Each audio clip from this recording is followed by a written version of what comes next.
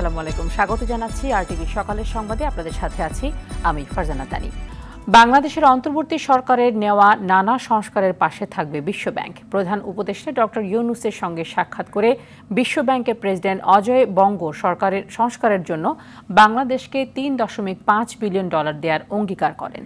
জাতিসংঘ সাধারণ পরিষদের সাইডলাইনে পাকিস্তানের প্রধানমন্ত্রী ও চীনের পররাষ্ট্রমন্ত্রীর সঙ্গে বৈঠক করেছেন ইউনূস। এছাড়া দ্বিপাক্ষিক বৈঠক শেষে বাংলাদেশে অন্তর্বর্তী সরকারের নেওয়া সংস্কারের উদ্যোগের প্রশংসা করেছেন জাতিসংঘের মানবাধিকার বিষয়ক হাই কমিশন। বিস্তারিত জানাচ্ছেন আতিকুর রহমান। নিউ ইয়র্কে জাতিসংঘ সদর দপ্তরে জাতিসংঘ সাধারণ পরিষদের সাইডলাইনে প্রধান উপদেষ্টা অধ্যাপক মোহাম্মদ ইউনূসের সঙ্গে বৈঠকে বসেন বিশ্বব্যাংক প্রেসিডেন্ট অজয় বঙ্গ। এ সময় ডক্টর ইউনূস তার নেওয়া সংস্কার কার্যক্রম বাস্তবায়নে বিশ্বব্যাংকে সহায়তা চান। জবাবে অজয় বঙ্গ অন্তত $2 বিলিয়ন নতুন ঋণ দেয়া হবে এবং বিদ্যমান ঋণ কর্মসূচি থেকে আরও $1.5 বিলিয়ন সহায়তা দেওয়ার আশ্বাস দেন। জাতিসংঘের সদর দপ্তরে ডক্টর মোহাম্মদ ইউনূসের সঙ্গে সৌজন্য সাক্ষাৎ করেছেন পাকিস্তানের প্রধানমন্ত্রী শেহবাজ শরীফ। দক্ষিণ এশীয় আঞ্চলিক সহযোগিতা সংস্থা সার্ককে পুনরুজ্জীবিত করতে বাংলাদেশ ও পাকিস্তানের সরকার প্রধান ঐক্যমত পোষণ করেছেন। দুই দেশের মধ্যে সম্পর্কের নতুন পৃষ্ঠ উন্মোচন করা উচিত বলে অভিমত প্রকাশ করেছেন পাকিস্তানের প্রধানমন্ত্রী। চীনের পররাষ্ট্রমন্ত্রী ওয়াং ইর সঙ্গে প্রধান উপদেষ্টা ডক্টর ইউনূসের সৌজন্য সাক্ষাৎ হয়েছে। সাক্ষাতে চীনা নির্মাতাদের বাংলাদেশে তাদের কারখানা স্থাপনের আহ্বান জানান ডক্টর ইউনূস। নিউ ইয়র্কে বাংলাদেশের অন্তর্বর্তী সরকারের প্রধান উপদেষ্টার সঙ্গে বৈঠক করেছেন জাতিসংঘের মানবাধিকার বিষয়ক high commissioner Volker Turk. Bangladesh সংস্কারে অন্তর্বর্তী সরকারের উদ্যোগ ও প্রচেষ্টার জন্য প্রধান উপদেষ্টাকে অভিবাদন জানান টুর্ক। বৈঠকে ন্যায় বিচার, স্বাধীনতা ও মানবাধিকার বিষয়ে পারস্পরিক স্বার্থ সংশ্লিষ্ট বিষয়ে আলোচনা হয়েছে। এছাড়া নেপালের প্রধানমন্ত্রী কেপি শর্মা ওলি ও ইউরোপীয় কমিশনের president Ursula von der Leyen ও ইউএসএআইডির প্রশাসক সামান্তা পাওয়ারের সঙ্গে বৈঠক করেন মোহাম্মদ ইউনূস। আগামীকাল সাধারণ পরিষদের ৭৯তম অধিবেশনে ভাষণ দেবেন প্রধান উপদেষ্টা। আতিকুর রহমান, আরটিভি, ঢাকা। পেছনে হাত বেঁধে জম টুপি পরিয়ে টানা 2 দিন করা হয় অমানবিক নির্যাতন। তৃষ্ণায় বুক ফেটে গেলেও দেয়া হয়নি এক ফোঁটা পানি। বেদম পিটুনিতে জ্ঞান হারালে 2 দিনে মাত্র একবার খেতে দেয়া হয় চা রুটি। বৈষম্য বিরোধী ছাত্র আন্দোলনে মিরপুর থেকে গ্রেফতার হওয়া সাবেক ছাত্রনেতা দবির উদ্দিন তুষারের সাথে ঘটে এমন নির্মম ঘটনা। মেট্রো রেল ভাঙচুর ও অগ্নিকাণ্ডের দায় স্বীকার না করলে মেরে ফেলার হুমকিও দেয়া হয় তাকে। মৃত্যুর দুয়ার থেকে ফিরে তুষার বলেন, শেখ হাসিনার পতন না হলে দুনিয়ার আলো দেখা হতো না আর। মাইদুর রহমান রুবেল জানাচ্ছেন বিস্তারিত। তখন আন্দোলনে উত্তাল পুরো দেশ। ঢাকায় উত্তাপ ছড়াচ্ছিল যাত্রাবাড়ি, মিরপুর উত্তরা সহ বেশ কিছু এলাকায়। আন্দোলন চলার সময় দুর্বৃত্তদের আগুনে পড়ে মিরপুর 10-এর পুলিশ বক্স ভাঙচুর করা হয় মেট্রো রেলের 2টি স্টেশন। 24 জুলাই আন্দোলন থেকে তুলে নেওয়া হয় সাবেক ছাত্রনেতা তুষারকে। বর্ণনা দেন সেই ভয়ঙ্কর অভিজ্ঞতার। গাড়ির ভিতরেই তারা যতটুকু টর্চার করা করলো সেটা বিষয় না। তারপর আমাকে কালো কাপড় জম টুপি আমাকে পরিয়ে দিল। তারা আমার বাম হাতে যেভাবে টর্চার করছে, কন্টিনিউ আমাকে মারার পরে আমার হাত যখন পুরোটা ফুলে গেল, রক্তাক্ত হয়ে গেল, আমার আঙুলের লিগামেন্ট যখন ফেটে গেল, তখন আমি অজ্ঞান হয়ে গেলাম। গুম করার 8 দিন পর পরিবারের সাথে যোগাযোগের সুযোগ মেলে। বদ্ধ ঘরে চোখ বেঁধে ভয়ঙ্কর নির্যাতনের বর্ণনা দিতে গিয়ে আবেগে আপ্লুত হয়ে পড়েন সাবেক এই ছাত্রনেতা।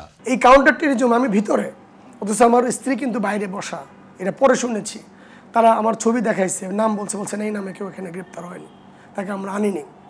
এভাবে 8 দিন পর্যন্ত যখন আমাকে তারা গুম করে রাখলো, কেউ জানে না যে আমি কোথায় আছি, বেঁচে আছি না মারা গেছি। আমার স্ত্রী এবং আমার পরিবার পরিজন যখন কোথাও খুঁজে পেল না, তারা হাসপাতালে খুঁজছে। আয়নাগর থেকে গোয়েন্দা কার্যালয়ের কাউন্টার টেরোরিজম ইউনিটে স্থানান্তর করা হলে তৎকালীন গোয়েন্দা প্রধান হারুনের নির্দেশে আরও 6 দিন চলে অমানবিক নির্যাতন। তোর আর 1 দিন আয়ু আছে, এই 2 দিনের মধ্যে তোকে স্বীকার করতে হবে যে তুই পুলিশ হত্যা করেছিস, তোর নেতৃত্বে মেট্রো রেলে আগুন দেওয়া হয়েছে, তোকে স্বীকার করতে হবে। সব অফিসারকে নির্দেশ দিল, তোদের 2 ঘন্টা টাইম দিলাম, এর মধ্যে যদি স্বীকার করাতে না পারিস ওকে আজকে ফেলে দিবে। টানা 8 দিন নির্যাতনের পর আদালতে তোলা হলে 4 দিনের রিমান্ড শেষে পাঠানো হয় কারাগারে। হাসিনা সরকারের পতনের পর মেলে মুক্তি। মাইদুর রহমান রুবেল, RTV, ঢাকা। কেউ সন্তান হারানোর বেদনায় কাতর, কেউ আবার পিতৃহারা সন্তানের ভবিষ্যৎ নিয়ে দুশ্চিন্তায়।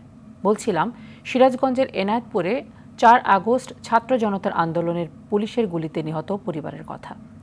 স্বজন হারানোদের দাবি, নিহতদের শহীদদের রাষ্ট্রীয় স্বীকৃতি ও পরিবারগুলোর পুনর্বাসনের ব্যবস্থা করা। সিরাজগঞ্জ থেকে সাজিরুল ইসলাম সঞ্চয়ের তথ্য ছবিতে বিস্তারিত ইমরুল কায়েসের রিপোর্টে। 4 আগস্ট ছাত্র জনতার আন্দোলনে উত্তাল ছিল পুরো দেশ। হামলা ও গোলাগুলির খবর গণমাধ্যম ও সামাজিক মাধ্যমে দেখে মিছিলে যাওয়ার সিদ্ধান্ত নেন এনায়েতপুরের তাঁত শ্রমিক ইয়াহিয়া। স্ত্রী সন্তানের বাধা উপেক্ষা করে মিছিলে গিয়ে পুলিশের গুলিতে নিহত হন। পরিবারের একমাত্র কর্মক্ষম ব্যক্তি হারিয়ে সন্তান নিয়ে দিশেহারা স্ত্রী শাহানা খাতুন। আন্দোলনের সময় যাইতে মানা করছিলাম, সে আমার বাধা মানে নাই, বলছে যে হাজার হাজার ছাত্র বাইরে দেশের জন্য শহীদ হচ্ছে, আমি যাবো, আমাকে বাধা দিও না, আমি আমার স্বামী হত্যার বিচার চাই। ওই দিন পুলিশের গুলিতে শিহাব হোসেন ও সিয়াম নামের 2 মেধাবী শিক্ষার্থীও নিহত হয়। সন্তান হারিয়ে শোকে বিহ্বল পরিবার। ছেলে বড় সন্তান, তারপরও কত আশা, কষ্ট করে ছেলেকে মানুষের ছেলে বড় হবে, সে চাকরি বাকরি করবে, সে একটা সংসারের দায়িত্ব নেবে, ছোট 2টা ভাই আছে, মানুষ করবে, তার কত বড় আশা ছিল, সব তো আমার সব মাটি হয়ে আসে। এত সময় পরে তারা চলে আসতেছে, কিন্তু তারপরে তারা গুলি চালাচ্ছে, গুলি করে যখন গুলি চালাইছে তখন গুলি তারা সামনে ছিল, তার গুলিটাই সামনে নাই গিয়ে পিছন দিয়ে বের হয়ে গেছে। শহীদ হয়েছেন মোহাম্মদ সিয়াম হাফেজ, তাকে একটা রাষ্ট্রীয় মর্যাদা দেওয়া হোক। পুলিশের গুলিতে নিহত তাঁত শ্রমিক ইয়াহিয়া ও 2 শিক্ষার্থী শিহাব ও হাফেজ সিয়াম হত্যায় জড়িতদের বিচার ও নিহতদের পরিবারকে পুনর্বাসনের দাবি স্থানীয়দের। আমাদের কামনা, যেহেতু ওর বড় ভাইটা লেখাপড়া করছে, শিক্ষিত হয়েছে, এই হয়েছে, তার জন্য একটা সরকারি চাকরি যদি দিত, সরকার ব্যবস্থা করে দিত। শিহাব মারা যাওয়ার পরে একদম মানসিকভাবে অনেক বেশি ভেঙে পড়ছেন এবং ওনার যে নর্মাল যে পরিস্থিতি ওইটা আর ওনার মধ্যে নাই। আর্থিক অবস্থা দিলে যদি সরকার দেয় দয়া করে, তাহলে এনারা ভালোভাবে চলতে পারবে। বৈষম্য বিরোধী ছাত্র আন্দোলনে নিহত ও আহতদের তালিকা সংগ্রহ করে পাঠ্যপুস্তকে লিপিবদ্ধ করার দাবি স্থানীয় নেতাকর্মীদের। কতজন শহীদ হয়েছে, কোথায় কোথায় শহীদ হয়েছে, কিভাবে শহীদ হয়েছে এবং তারা কি অবস্থায় আছে, তাদের ফ্যামিলি পরিবারের কি অবস্থা, এই জিনিসটা আমরা চাই যে পাঠ্যলিপির মধ্যে এটা করা হোক, সংযুক্ত করা হোক। আমি রাষ্ট্রের কাছেও আবেদন করেছি, রাষ্ট্রও তাদেরকে সহযোগিতা করবে। বৈষম্য বিরোধী আন্দোলনে নিহতদের পরিবারের পুনর্বাসন ও ন্যায় বিচার নিশ্চিতে সরকার পদক্ষেপ নেবে, এমনটাই প্রত্যাশা স্থানীয়দের। ইমরুল কায়েস, RTV। সাইবার নিরাপত্তা আইন সংশোধনযোগ্য নয়, বরং বাতিলযোগ্য বলে মত দিয়েছেন আইনজ্ঞরা। আইনটি বাতিল করে অন্য দেশের আদলে নাগরিকদের সুরক্ষা নিশ্চিতে নতুন আইন প্রণয়নের পরামর্শ তাদের। গণতান্ত্রিক ধারাকে অব্যাহত রাখতে সাইবার নিরাপত্তা আইনের মতো কালো আইন বাতিল করার সময়ের দাবি বলে মনে করেন তারা। আরও জানাচ্ছেন অধরা ইয়াসমিন। ডিজিটাল দুনিয়ায় নাগরিকদের সুরক্ষা দিতে সাইবার নিরাপত্তা আইন করার কথা বলা হলেও দিন শেষে তা অধিকার হরণের কালো আইনে পরিণত হয়। 2021 সালের ফেব্রুয়ারিতে ডিজিটাল নিরাপত্তা আইনে গ্রেপ্তার লেখক মোশতাক আহমেদ কারাগারে মারা যান। একই মামলায় কার্টুনিস্ট কিশোর বিনা বিচারে দীর্ঘদিন কারাগারে ছিলেন। সংবাদ প্রকাশের জেরে সাংবাদিক হয়রানির বহু ঘটনা ঘটে।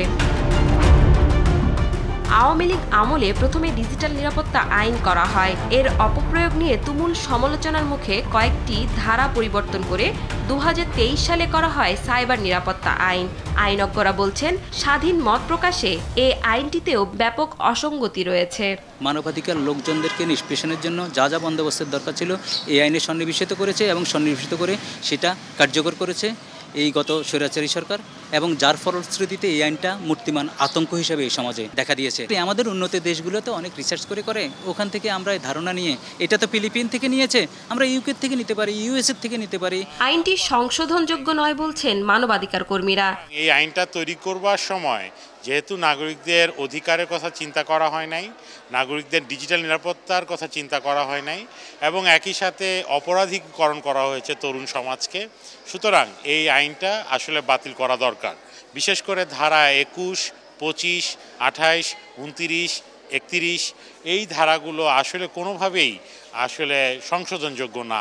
আশ্বাস দিলেও বিগত সরকার সাইবার নিরাপত্তা আইনে সংস্কার করেনি, বরং তথ্য সুরক্ষা আইন নামে নতুন একটি আইন প্রণয়নের উদ্যোগ নেয়। অভিযোগ আছে আমলাদের পরামর্শেই এসব আইন করা হয়। সাইবার নিরাপত্তা আইন হলেও আমরা শুরু থেকে যে সমালোচনা করছি সেখানে সাইবার কোনো অপরাধের বর্ণনাই নেই। যেখানে হচ্ছে আপনি আসলে বাকস্বাধীনতাকে খর্ব করার জন্যে, আপনার মত প্রকাশের অধিকারকে খর্ব করার জন্য, কোনো ক্ষেত্রে আপনার প্রাণহানি ঘটানোর মতো ঘটনাও কিন্তু ঘটেছে এই সমস্ত আইনের মাধ্যমে। স্টেক হোল্ডারদের সাথে আলাপ আলোচনা করে সেই সাইবার নিরাপত্তা আইন সত্যিকার অর্থে জনগণকে যাতে নিরাপত্তা প্রদান করে সেই আঙ্গিকে আইনগুলোর চেহারাগুলো পাল্টাতে হবে। সংস্কার করে সমাজে বৈষম্য দূর করার বার্তা দিচ্ছে অন্তর্বর্তীকালীন সরকার। তাই এই সরকারের কাছে মত প্রকাশের স্বাধীনতা নিশ্চিতে সকল কালা কানুন বাতিলের দাবি আইনজ্ঞদের। অন্তর্বর্তীকালীন সরকার আছে, তারা যদি একটা ছোট্ট কমিশনও করে দেন। অধরা ইয়াসমিন, RTV, ঢাকা। সারা দেশে ক্রমেই ভয়াবহ রূপ নিচ্ছে ডেঙ্গু পরিস্থিতি। গত 24 ঘন্টায় ডেঙ্গু আক্রান্ত হয়ে আরও 854 জন হাসপাতালে ভর্তি হয়েছেন। এ সময় মারা গেছেন 2 জন। চলতি বছরের 25 সেপ্টেম্বর পর্যন্ত ডেঙ্গু আক্রান্ত হয়েছেন মোট 26,555 জন। এ পর্যন্ত মারা গেছেন 138 জন। এবছর ডেঙ্গু সংক্রমণ বাড়ার পেছনে মশা নিধন কার্যক্রমে ভাটা পড়া, নতুন করে দায়িত্ব নেওয়া প্রশাসকদের অল্প সময়ের মধ্যে পর্যাপ্ত প্রস্তুতির ঘাটতি সহ বেশ কয়েকটি বিষয়কে দায়ী করছেন বিশেষজ্ঞরা। তারা বলছেন, দ্রুত ডেঙ্গু পরিস্থিতি নিয়ন্ত্রণ করা না গেলে অক্টোবরে আরও ভয়াবহ হয়ে উঠতে পারে এর প্রকোপ।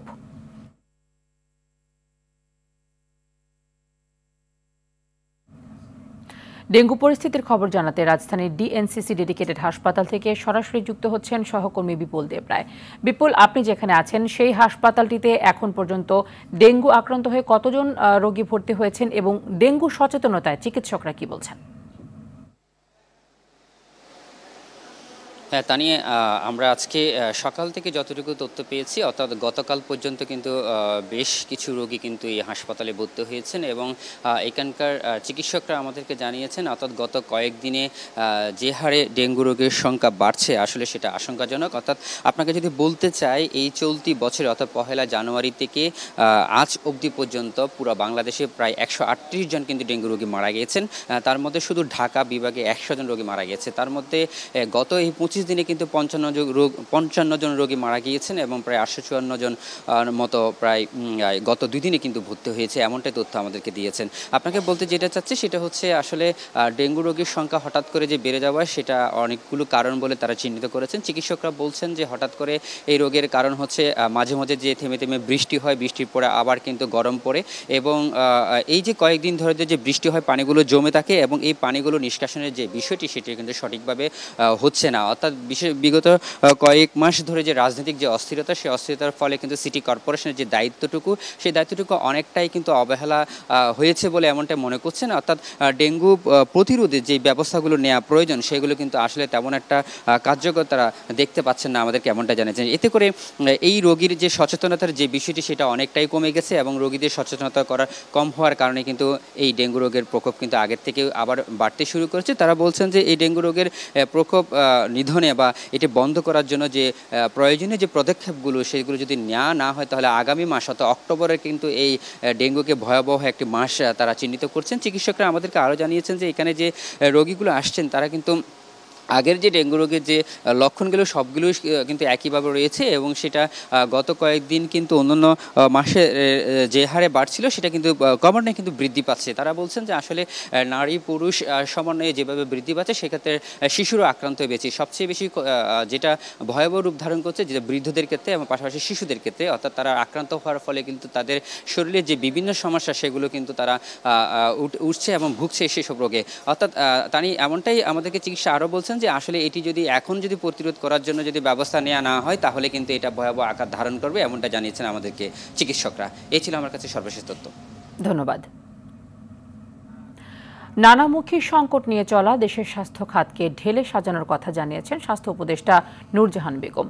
বুধবার বিকেলে নরসিংদীর শিবপুর উপজেলার ইটাখোলার মুনসেফের চর কমিউনিটি ক্লিনিক পরিদর্শন শেষে এই কথা বলেন তিনি। উপদেষ্টা আরও বলেন, রোগীর তুলনায় চিকিৎসক ও নার্স সহ নানা সংকট নিয়ে চলছে দেশের হাসপাতালগুলো। সিভিল সার্জন ডাক্তার সৈয়দ আমিরুল হক শামীম, হাসপাতালের তত্ত্বাবধায়ক ডাক্তার মিজানুর রহমান ও জেলা পরিবার পরিকল্পনা উপজেলা উপপরিচালক নিয়াজুর রহমান এ সময় উপস্থিত ছিলেন। নিম্নচাপের প্রভাবে বৃষ্টিতে ভিজছে গোটা দেশ। মধ্য বঙ্গোপসাগরের ওপর সক্রিয় রয়েছে মৌসুমী বায়ু। এই বৃষ্টি শনিবার পর্যন্ত অব্যাহত থাকতে পারে বলে জানিয়েছে আবহাওয়া অফিস। কিছু কিছু অঞ্চলে ভারী থেকে অতি ভারী বর্ষণের সম্ভাবনা রয়েছে। এই অবস্থায় দেশের সমুদ্র বন্দরগুলোতে ৩ নম্বর সতর্ক সংকেত দেখিয়ে যেতে বলা হয়েছে। আজ সকাল থেকে সন্ধ্যা পর্যন্ত রাজশাহী ও রংপুর বিভাগের জেলাগুলোর ওপর মাঝারি থেকে ভারী বৃষ্টিপাতের প্রবল আশঙ্কা রয়েছে। রংপুর বিভাগের জেলাগুলোতে বন্যার আশঙ্কা করছে বন্যা পূর্বাভাস কেন্দ্র। আগামী ৩ দিন তিস্তার নিম্নাঞ্চল ও চরাঞ্চল প্লাবিত হতে পারে। এর মধ্যে রংপুরে পানি বেশি বাড়বে। গাজীপুরের কালিয়াকৈর চন্দ্রা তিমুর এলাকা জুড়ে আইনশৃঙ্খলা বাহিনীর তৎপরতা না থাকায় ঢাকা টাঙ্গাইল মহাসড়কে যত্রতত্র গাড়ি পার্কিং, রাস্তার মাঝখানে দাঁড়িয়ে যাত্রী ওঠানামায় তীব্র হয়েছে যানজট। ফলে ভোগান্তিতে আছেন সাধারণ যাত্রীরা। এদিকে মহাসড়কে অবৈধ অটোরিকশা চলাচলে প্রতিনিয়তই ঘটছে দুর্ঘটনা। গাজীপুরের কালিয়াকৈর থেকে কামাল হোসেন বিপ্লবের রিপোর্ট, জানাচ্ছেন জুবাইর রাজিন। ব্যস্ততম এই সড়কই উত্তরবঙ্গের ২৩টি জেলার সাথে রাজধানী ঢাকার যোগাযোগের একমাত্র প্রবেশ মুখ। কালিয়াকৈরের চন্দ্রার এই ত্রিমোড় মানুষ ও গণপরিবহনের চাপে মনেই হতে পারে এ যেন একটি বাস টার্মিনাল। মহাসড়কের শৃঙ্খলা রক্ষায় হাইওয়ে পুলিশ ও জেলা পুলিশ সদস্যদের 2টি বক্স থাকলেও গেল ৫ আগস্ট বৈষম্য বিরোধী আন্দোলনে বিক্ষুব্ধ ছাত্র জনতা পুলিশ বক্স পুড়িয়ে দেয়। ফলে মহাসড়ক হয় পুলিশ শূন্য। এতে সড়কে বেড়েছে চুরি, ডাকাতি, ছিনতাই সহ নানা অপরাধ। এছাড়া মহাসড়কের দুপাশ দখল করে গড়ে উঠেছে অবৈধ স্থাপনা। এখানেই শেষ নয়, মহাসড়ক দাপিয়ে বেড়াচ্ছে অবৈধ অটোরিকশাও। ফলে অবৈধ অটোরিকশার উল্টো পথে চলা ও যত্রতত্র যাত্রী ওঠানামা এবং এলোমেলোভাবে রাস্তায় গাড়ি রাখায় মহাসড়কে তীব্র যানজটের সৃষ্টি হয়। এতে চরম ভোগান্তিতে পড়ে যাত্রী ও পথচারী। আর বাস চালকদের দাবি, অবৈধভাবে অটোরিকশা চলাচলে মহাসড়কে যানজটের সৃষ্টি হচ্ছে। পুলিশ বক্স না ছাড়ার কারণে ঠিক আছে, রাস্তার অবস্থা খুবই খারাপ, পুলিশ ইমার্জেন্সি দরকার। প্রতিটা রাস্তায় যানজট সৃষ্টি হচ্ছে সব জায়গায়। এই যে গাড়ি ঘোড়া এভাবে রোডের মাঝখানে রাখে, এভাবে রাখলে দেখা যায় যে অনেক সময় দুর্ঘটনা হওয়ার সম্ভাবনাই বেশি থাকে। পুলিশ না থাকলে অনেক সমস্যা করে, অটো একটু সরাই দিচ্ছে না, হরেন দিয়ে তাই হরেন সরাই না অটো। সড়কে বিশৃঙ্খলাকারী চালকদের বিরুদ্ধে ব্যবস্থা নেওয়া হবে বলে জানান সড়ক পরিবহন নেতারা। রাস্তার উপরে অন্তত 20টা 30টা 40টা গাড়ি একত্র থাকার কারণে সেখানে যানজটের একটা মহা কারণ ছিল।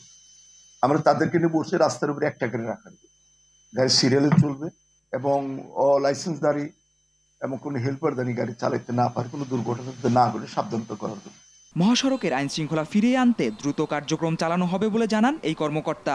আমরা প্রথমে সামাজিকভাবে কমিউনিটি পুলিশ ক্রিয়েট করতেছি। আমরা কমিউনিটি পুলিশ তো আগে থেকেই ছিল, নতুন করে কমিউনিটি পুলিশের মাধ্যমে আপনাদের সুশীল সমাজের মাধ্যমে আমরা তাদেরকে প্রথম মোটিভেট করার চেষ্টা করতেছি যে আসলে মহাসড়কে এই ধরনের ধীর গতি সম্পূর্ণ যানবাহন এগুলো ব্যবহার করা যাবে না, আইনেও নিষেধ করা আছে। সড়কে আইন শৃঙ্খলা রক্ষায় আবারও পুলিশ কাজ করবে, এমনটাই প্রত্যাশা সকলের। জুবাইর রাজিন, RTV। গাজীপুরের কালিয়াকৈরে রয়েছেন সহকর্মী কামাল হোসেন বিপ্লব, সরাসরি যুক্ত হচ্ছেন তিনি। বিপ্লব, আপনার পাঠানো প্রতিবেদনে আমরা যেটি দেখছিলাম যে আইনশৃঙ্খলা বাহিনীর তৎপরতা না থাকায় ওই অংশে ভয়াবহ যানজটের পরিস্থিতি তৈরি হয়েছে এবং এই অবস্থা থেকে বের হওয়ার জন্য প্রশাসন কী ধরনের উদ্যোগ নিয়েছে এবং অটোরিকশাগুলো চলাচল বন্ধে প্রশাসন কোনো ব্যবস্থা নিয়েছে কিনা?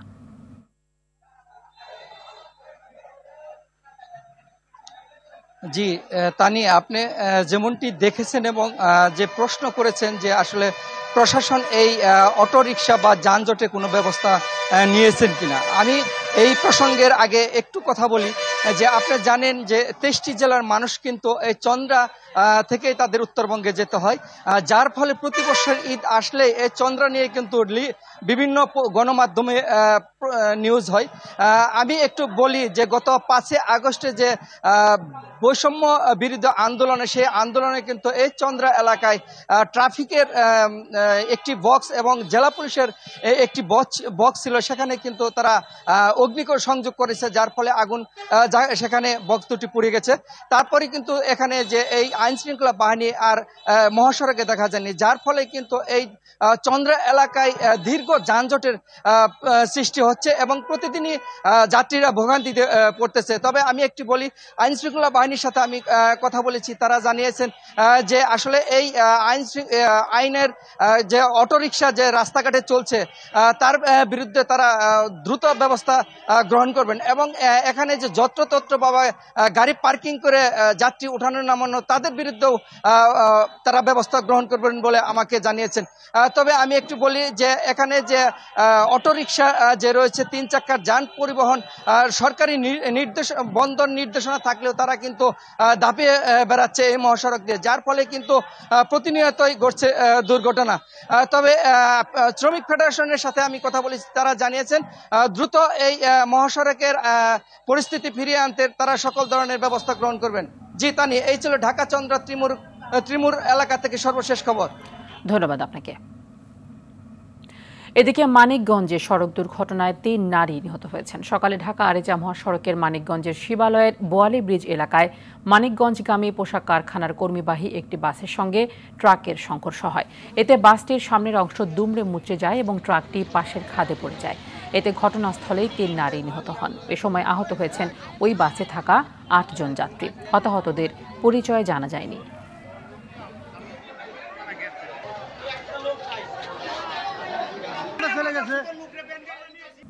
দিনাজপুরের হিলি স্থল বন্দর দিয়ে 2.5 মাস বন্ধ থাকার পর ভারত থেকে আলু আমদানি শুরু হয়েছে।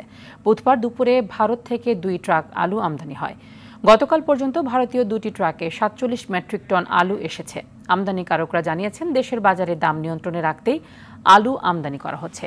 সম্প্রতি ভারতে আলুর দাম কমায় এবং বাংলাদেশ সরকার শুল্ক 15% থেকে 3% নির্ধারণ করায় লাভের আশায় আমদানি শুরু করেছেন ব্যবসায়ীরা। এখন পর্যন্ত হিলি স্থল বন্দরে 16টি আমদানিকারক প্রতিষ্ঠান 22,000 টন আলু আমদানির অনুমোদন পেয়েছে। এদিকে যশোরের বেনাপোল স্থল বন্দর দিয়ে ভারতে ইলিশ রপ্তানি শুরু হয়েছে।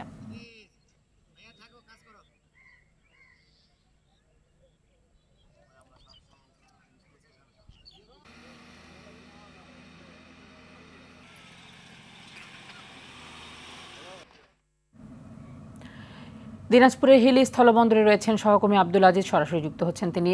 আজিজ, আলু আমদানি বাড়ায় দাম কমেছে কিনা এবং আরো কি পরিমাণ আলু আমদানি হতে পারে এ সম্পর্কে কোনো তথ্য পেয়েছেন কিনা? জি তানি, আপনি যেমনটি বলছিলেন আসলে আলু আমদানি কিন্তু গতকাল থেকে কিন্তু শুরু হয়েছে। দীর্ঘ 2.5 মাস পর কিন্তু আলু আমদানিটা কিন্তু হিলি স্থলবন্দর দিয়ে হচ্ছে। তবে এখন পর্যন্ত আমি যেটি হিলি স্থলবন্দরের যে খুচরা বাজার রয়েছে সেখানে কিন্তু দাঁড়িয়ে আছি। এখানে কিন্তু বেশ কিছু দোকানে দেখলাম কিন্তু কোনো প্রকার ভারতীয় আলু আমার চোখে পড়েনি, তবে দেশি আলু কিন্তু বিক্রি হচ্ছে। তবে আপনাকে জানিয়ে রাখি যে আসলে ভারতের যেসব আলু হিলি স্থলবন্দরে যে বিক্রি হচ্ছিল সেগুলো কিন্তু গতকালকে দেখেছি যে 38 থেকে 40 টাকা কেজি দরে কিন্তু পাইকারি অর্থাৎ মোকামে কিন্তু বিক্রি হচ্ছিল। তবে এখন পর্যন্ত খুচরা বাজারে যেসব আলু আছে দেশি আলু সেটি কিন্তু দাম কিছুটা কমেছে, অর্থাৎ ভারত থেকে আলু আমদানি হওয়ার কারণে কিন্তু মূলত এই দামটি 2 থেকে 1 টাকা কিন্তু কমেছে। আমরা দেখেছি যে দেশি যে বড় জাতের আলু রয়েছে সেগুলো কিন্তু প্রায় 44 থেকে 45 টাকা দরে বিক্রি হচ্ছে। সেই সঙ্গে বড় জাতের আলুগুলো 44 থেকে 45 টাকা এবং ছোট জাতের আলুগুলো সেগুলো কিন্তু 48 থেকে 50 টাকা কেজি দরে বিক্রি হচ্ছে। তবে আপনাকে জানিয়ে রাখি যে এখন পর্যন্ত প্রায় 22,000 মেট্রিক টন কিন্তু আলু আমদানি হবে এমনটি কিন্তু আমরা জানতে পেরেছি। তবে আজকেও কিছু টেন্ডার হওয়ার কথা রয়েছে এবং সব মিলে বলা চলে যে প্রায় 30,000 মেট্রিক টনের মতন আলু কিন্তু এখনো পর্যন্ত পাইপলাইনে রয়েছে। এই আলুগুলো যদি বাংলাদেশে প্রবেশ করে সেক্ষেত্রে কিন্তু আলুর দাম অনেকটাই কমে যাবে। তবে এখন পর্যন্ত বলা চলে যেমনটি আমরা দেখেছি গতকালই কিন্তু 2টি ট্রাকে প্রায় 47 মেট্রিক টন আলু এসেছে। এগুলো কিন্তু নতুন শুল্কে কিন্তু আমদানি হচ্ছে প্রায় $180 এবং 15% যে শুল্ক ছিল সেটি কিন্তু 3% শুল্কে কিন্তু আরোপ করেছে সরকার। এরপর থেকে কিন্তু আলু আমদানিটা কিন্তু আমদানিকারকরা বৃদ্ধি করছে। তবে আমি আমদানি রপ্তানিকারক গ্রুপের সভাপতি সাখাওয়াত হোসেন শিল্পীর সঙ্গে কথা বলেছি। তিনি যেমনটি জানিয়েছে যে আসলে এইসব আলু যদি বাংলাদেশে প্রবেশ করে সেক্ষেত্রে কিন্তু প্রায় 30 থেকে 35 টাকা তারও কম কিন্তু বিক্রি হবে এমনটি কিন্তু তারা আশা করছে। তবে আপনাকে আরেকটা বিষয় জানিয়ে রাখি যে তানি যে আসলে কিন্তু ইতিমধ্যে কিন্তু পেঁয়াজ আমদানি কিন্তু হিলি স্থলবন্দর দিয়ে বৃদ্ধি পেয়েছে। পেঁয়াজের দামটি কিন্তু কমেছে, বিশেষ করে ভারতীয় পেঁয়াজ সেটি কিন্তু আমরা দেখেছিলাম 85 থেকে 90 টাকা দরে বিক্রি হচ্ছে, সেটি কিন্তু এখন 82 টাকা দরে বিক্রি হচ্ছে। তবে কিন্তু দেশে যে পেঁয়াজ রয়েছে সেটি কিন্তু দাম অপরিবর্তিত রয়েছে, সেটি 110 টাকা কেজি দরে বিক্রি হচ্ছে। তো এখন পর্যন্ত বলা চলে যে বাজার পরিস্থিতি কিছুটা আলু এবং পেঁয়াজের নাগালের বাইরে রয়েছে। তো এই ছিল আমার কাছে দিনাজপুরে হিলি স্থলবন্দরের খুচরা বাজার থেকে আলু এবং পেঁয়াজের দাম নিয়ে সর্বশেষ পরিস্থিতি। তানি, ধন্যবাদ আপনাকে। এবারে আন্তর্জাতিক প্রসঙ্গ। লেবাননে অব্যাহত বিমান হামলার মধ্যেই এবার স্থল অভিযানের প্রস্তুতি নিচ্ছে ইসরায়েল। সম্ভাব্য স্থল অভিযানের অংশ হিসেবে উত্তর ইসরায়েলে সামরিক বাহিনীর চলমান মহড়া পরিদর্শন করেছেন দেশটির প্রতিরক্ষামন্ত্রী ইয়োভ গ্যালান্ট। এক প্রতিবেদনে এই তথ্য জানিয়েছে আল জাজিরা। গত সোমবার থেকে শুরু হওয়া এই হামলায় অন্তত 620 জন নিহত হয়েছেন। লেবাননের পররাষ্ট্রমন্ত্রী জানিয়েছেন, লেবাননে ইসরায়েলের ব্যাপক বোমা হামলার কারণে প্রায় 5 লাখ মানুষ বাস্তুচ্যুত হয়েছে। এদিকে ইরাকের ইরান সমর্থিত গোষ্ঠী ইসরায়েলের এলাতে ড্রোন হামলা চালিয়েছে। ইরাক থেকে ছোড়া ড্রোন ইলাত বন্দরে আঘাত হানে, এতে ইসরায়েলে 2 জন আহত হন।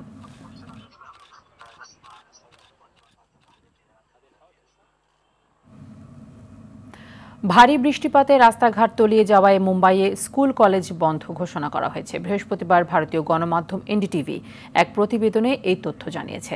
প্রতিবেদনে বলা হয়, বুধবার সন্ধ্যায় মুম্বাইয়ে ভারী বৃষ্টির কারণে অনেক রাস্তা পানিতে তলিয়ে গেছে। এতে বৃষ্টির কারণে বেশ কিছু ফ্লাইটও বাতিল করতে হয়েছে। বৃষ্টির পানি জমে থাকায় রাস্তায় যানবাহন ধীর গতিতে চলছে। শহরের বিভিন্ন জায়গায় দেখা দিয়েছে যানজট।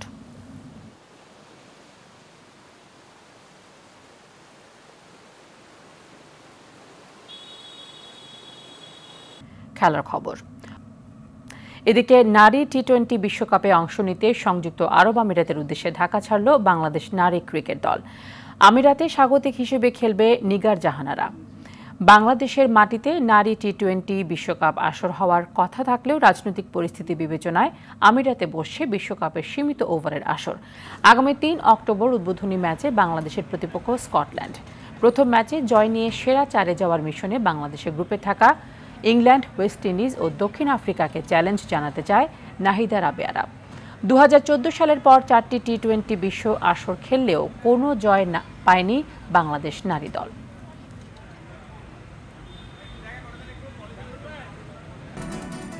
সকালের সংবাদ এই পর্যন্তই। সবশেষ সংবাদ জানতে যে কোনো মোবাইল ফোন থেকে 24141 নম্বরে ডায়াল করুন। মধ্যাহ্নের সংবাদ দুপুর 12টায় দেখার আমন্ত্রণ রইল। ধন্যবাদ সবাইকে।